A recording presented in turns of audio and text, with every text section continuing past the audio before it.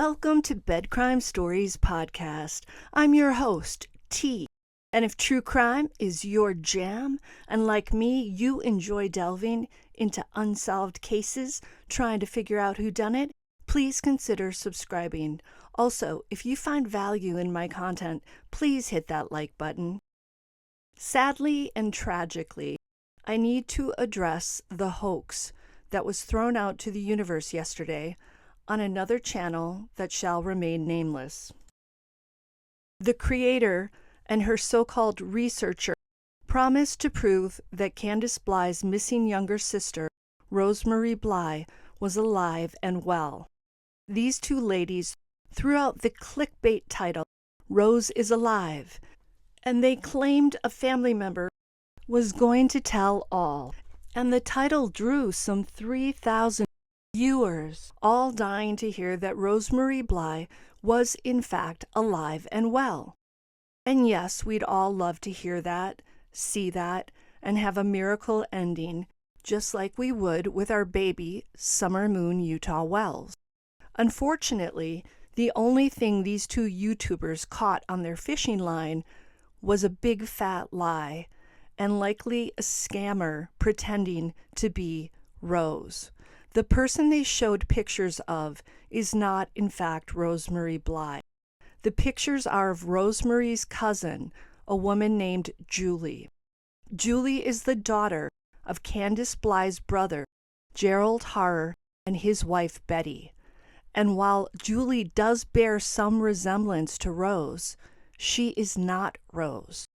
Julie has the Harrer bloodlines in her, so it's natural that they might have some similar features. In the photos shown, Julie has red hair. We must remember that Rose-Marie Bly was a brunette. She did occasionally color her hair, and sometimes it was red, and sometimes even blonde. Julie and Rose, let me say it once again, are not the same person. They simply belong to the same extended clan. Note that I've reached out to Julie and to her mother, Betty, for comments. I will let you know if and when they get back to me.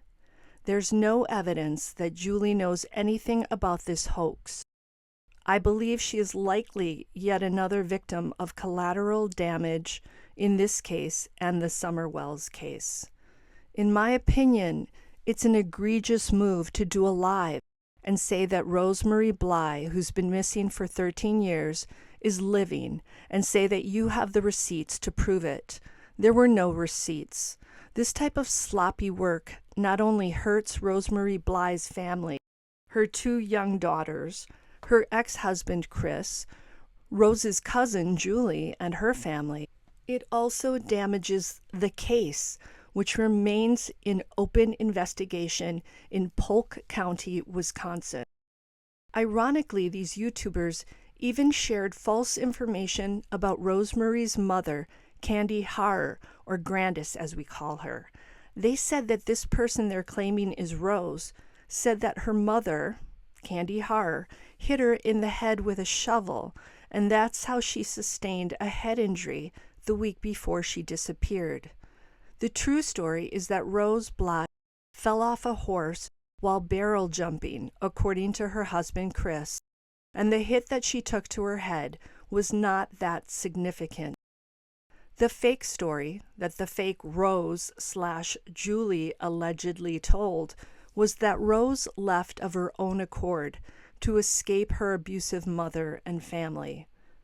The problem with not vetting your sources and spreading falsehoods in this manner is that once a lie is out there, it spreads like wildfire. And then Rose's family has to fight to undo the damage. It's critical that people keep looking for Rose, because Julie is not Rose.